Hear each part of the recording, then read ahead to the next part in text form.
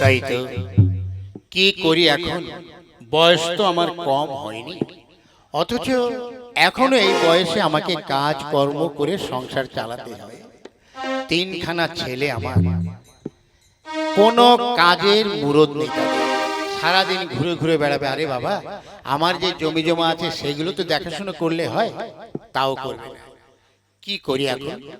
না, আমার আর ভাল লাগছে না। তিনটে ছেলে, ভাবলাম বড় ছেলেটাকে বিয়ে দিলে হয়তো সে ঘর সংসার করবে। আগে তো তিনজনকে খাওয়াতাম, এখন চারজনকে খাওয়াতে হচ্ছে। কেনে কেনে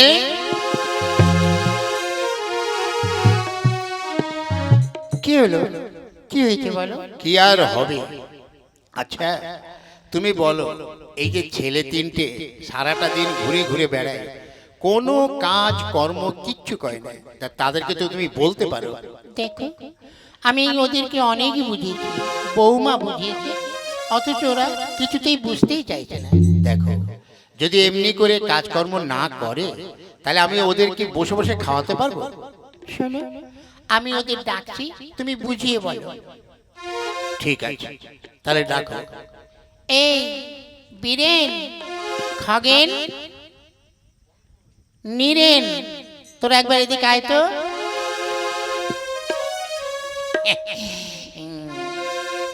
কিরে, সে নীরেন কোথায়? এই তো মা, আমি এখানে। এই এদিকে আয়। কি আমাদের সদল বলে এখানে ডেকেছেন, কি ব্যাপার? শোন, বাবা কি বলছে তাই শোন। আচ্ছা শোন বাবা, তোরা তো এখন আগের মতো ছোট নেই, এখন তোরা বড় হয়েছিস। আমার তো এখন বয়স হয়েছে, তাই বলছি আমি থাকতে থাকতে তোরা তোদের কাজকর্মগুলো বুঝে নে। কেন? আমরা কেন করব? তাহলে বাবা, তুমি তো আর বেশি দিন বাঁচবে না, তাই যে কদিন বাঁচো একটু কাজকর্ম করে যাও, তারপরে তুমি মরে গেলে তো আমাদের কাজ করতে হবে। শুনেছো? শুনেছো ওর কথা? এই থাম, আমি কি বলছি শোন। আজ থেকে তোরা তিনজন কাজের চেষ্টা কর। আরে আজকাল কত রকম কাজ আছে। কেউ মানে মিস্ত্রিগিরি করছে, কেউ রাজমিস্ত্রি জুগালি দিচ্ছে, কেউ লোকের জমিতে কাজ করছে। এগুলো তো করতে পারিস, বা অন্য কিছু হাতের কাজ, এগুলো তো শিখতে পারিস। ঠিক আছে মা, তুমি যখন বলছো আমরা তিন ভাই আজই বেরোবো, বেরিয়ে আমরা যে কোনো একটা কাজ আমরা শিখবই। চল ভাই চল। চলো গো, বেলা অনেক হয়েছে, তুমি দুটো খাওয়া দাওয়া করবে, চলো। হ্যাঁ চলো, আমাকে আবার ওই মাঠের দিকে যেতে হবে। হ্যাঁ চলো।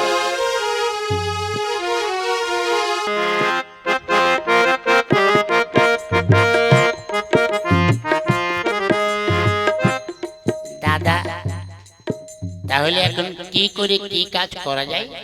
শোন, আমি যা বলি তাই শোন। তিন ভাই একসঙ্গে গেলে হবে না। তবে এক কাজ কর, তোর তো গানের গলা খুব ভালো, তুই একটা কাজ কর, দেখ কোথাও কোনো গান শিখতে পারিস কিনা। যদি তুই গান শিখতে পারিস তাহলে লোকেদের, ছেলে মেয়েদের গান শিখে তুই টাকা পয়সা উপার্জন করতে পারবি, বুঝলি? ঠিক আছে, তাহলে আমি চললাম একটা গুরুদেবের কাছে। আচ্ছা, আর শোন ভাই, তোর তো আবার ওই নেতাগিরিতে তোর আবার খুব মন থাকে, তা তুই তো ভালো বক্তৃতাও দিতে জানিস না। তেমন একটা গুরু দেখ যাতে বক্তৃতা দিতে পারিস। ঠিক আছে, আমি গুরুর খোঁজে বেরোলাম, তাই তো সবাইকে তো সব দিকে পাঠালাম, অথচ আমি এখন কি করি? হ্যাঁ, আমার তো আবার অভিনয় আমি করতে ভালোবাসি, তাই অভিনয়টা একটু ভালো করে শিখতে হবে। চাই দেখি।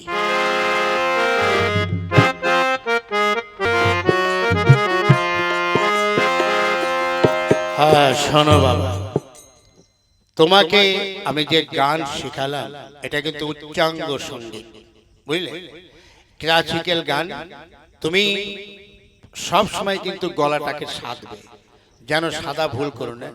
এই মনে মনে সাধবে, বাড়িতে গিয়ে গলা সাধবে, তারপরে 1 মাস পর আবার আমার কাছে আসবে। আজকে গুরুদেব, তাহলে এখন আমি আসি। তা আমার পারিশ্রমিক? ঠিক আছে, আমি কালকে এসে দিয়ে যাব। আচ্ছা এসো।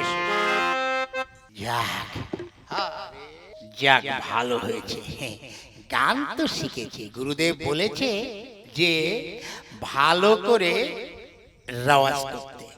যাই, আমি ভালো করেই রেওয়াজ করব, কোনো সময় রেওয়াজটা ভুলবো না। যাই।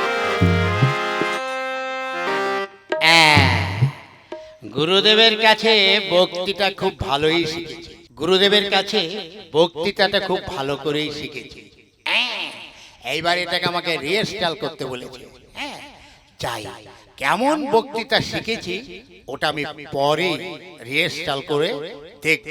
তারপর যেখানে জনসভা হবে সেখানে ভীষণ ভাবে ভাষণ দেব, যাতে সবাই আমাকে ভালো করে ভোট দেয়। দেওয়ার পর আমি একবার নেতা হয়ে গেলে টাকায় টাকা হয়ে যাবে। যাই দেখি।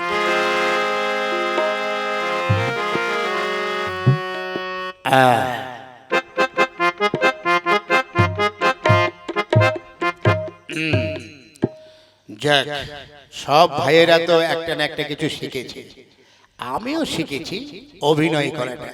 ওই যে সামনে একটা চায়ের দোকান, যাই দেখি গলাটা শুকিয়ে গেছে, ওইখানে গিয়ে একটা চা খেয়ে আসি, ভালো করে চা।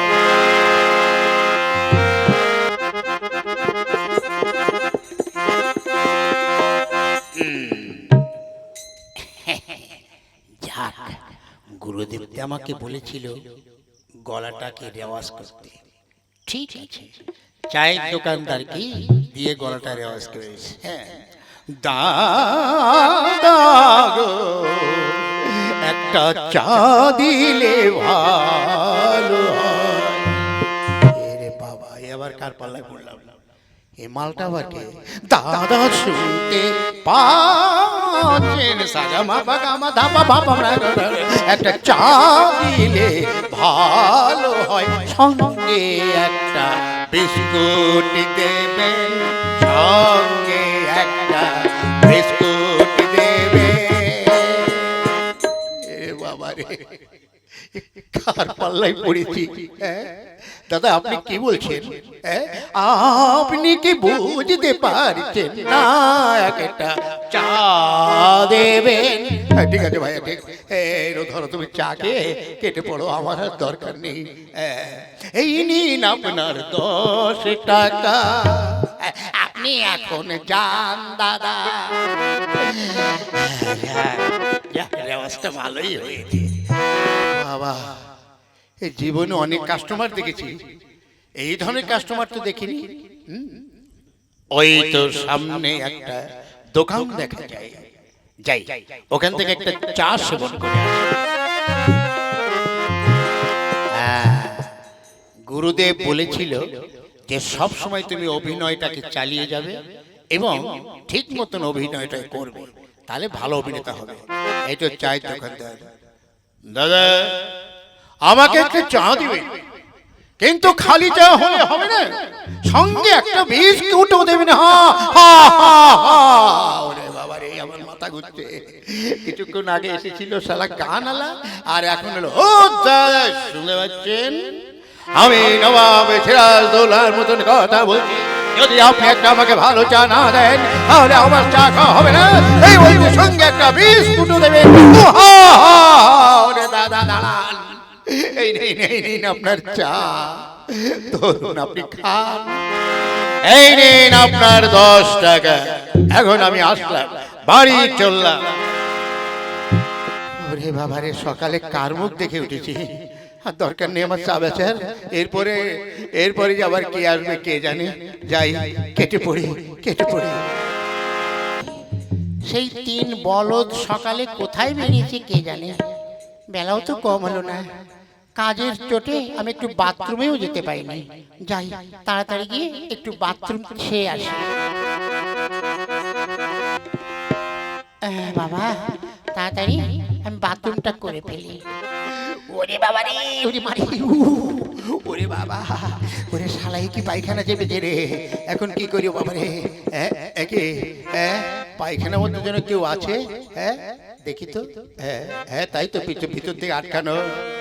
খোলো খোলো দ্বার রাখিও নায়া, বাহিরে আমার দাঁড়ায় খোলো খোলো দ্বার রাখিও নয়া বাহিরে আমার দাঁড়ায় দাও সাড়া দাও দরজা খোলা পেট ব্যথায় যে যাই মরে যায়। কে যেন ওর? নিশ্চয়ই আমার স্বামী। ঠিক আছে, ডাকিও না আর, দাও সময় আর, থাকিও তুমি দাঁড়ায় প্যান্ট লুঙ্গি যা পড়েছ দাও না তুমি ছড়ায়। দরকার নেই, আমি অন্য জায়গায় যাই আর শুধু এ বাবা। আমাকে বাথরুম থেকে বের করবে তাই না? আমার মনে হয় এরা কোন একটা কিছু শিখে এসেছে। যাই তো দেখি।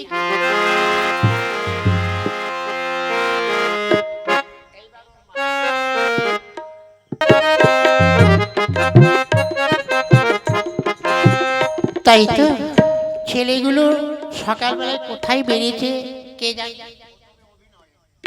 কোথায় গেছে কে যেন বুঝতে পারছি না।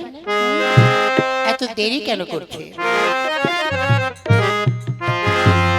মা মা তুমি কোথায় আছো জননী? এই দেখো তব সন্তান কুঠিরের দ্বারে আছে দাঁড়িয়ে, তাড়াতাড়ি তুমি কিছু খেতে দাও, আমি যে আর পারছি না। দাও মা দাও, দুটো অন্ন দাও হে জননী।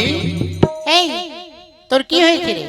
হ্যাঁ, তুই এসব কি করছিস? মা কোনো কথা কইও না, খিদে লেগেছে অতি জোরে, তাই পেটে ছুঁচোই ডন মারে বারে বার। তাই বলছি দয়া করে তুমি আমায় কিছু খেতে দাও জননী। এই বলেছি রে, ওর মনে হয় মাথা খারাপ হয়ে গেছে। হ্যাঁ, ওর মনে হয় মাথা খারাপ হয়ে গেছে। এখন আমি কি করি? হ্যাঁ, বুঝতে পারছি না তো। খেতে দাও মারামা, মা খিদের জ্বালায় পেটে ছুঁচোই ডন মারিছে জননী, তাড়াতাড়ি দুটো দাও খেতে। এই তোদের কি হয়েছে রে? বল কি হয়েছে তোদের? তোরা এমন কেন করছিস? এই সব কি মাথা খারাপ হয়ে গেল নাকি? খেতে দাও খেতে দাও, ভাত দাও ভাত দাও, ভাত তোমাকে দিতে হবে নতুবা ছাড়তে হবে। খেতে দাও, ইনকিলাব জিন্দাবাদ, ইনকিলাব। খেতে দাও না দিলে কি হয়েছে তোদের? হ্যাঁ, কেউ সে গান করছিস, কেউ সে অভিনয় করছিস। ওগো এদিকে এসো, দেখে যাও আমার ছেলেদের মাথা খারাপ হয়ে গেছে, তাড়াতাড়ি এসো। কি হয়েছে? হ্যাঁ ওই তোদের কি হয়েছে রে? তোরা দেখো, একজন এসে অভিনয় করছে আমাকে খেতে দাও জননী, আরেকজন এসে গানের ছলে বলছে খেতে দাও, আর একজন এসে খেতে দাও না দিলে। ওই কি হয়েছে রে তোদের? বাবা তুমি বলেছো না আমাদের কোনো কাজকর্ম শিখতে, তাই আমি অভিনয় শিখেছি। গুরুদেব বলেছে যে সব সময় রেওয়াজ করতে, তাই আমি অভিনয় রেওয়াজ করেছি জনকুমার। আরে বাবা, আমি গান শিখেছি। গুরুদেব বলেছে সব সময় গান রিহার্সাল করতে, তাই আমি সব সময় রিহার্সাল করছি। মা খেতে দেবে সেটাও গানের ছলে বলেছি।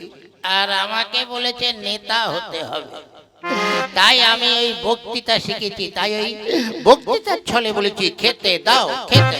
ওরে হারামজাদার দল, তোদেরকে আমি ওই গান শিখতে বলেছি, ওসব শিখতে বলেছি?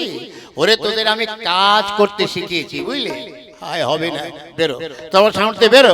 না পিতা, কথা দিলাম আজ থেকে আমরা ওই পাগলামো করবো না। তোমার কাজে আমরা সবাই যোগ করব। চল ভাই চল। যাক, তারে এতদিন পর ছাগলগুলো মনে হয় মানুষ হলো। চলো ওদের কাজকর্মগুলো ভালো করে দেখিয়ে দিই, চলো।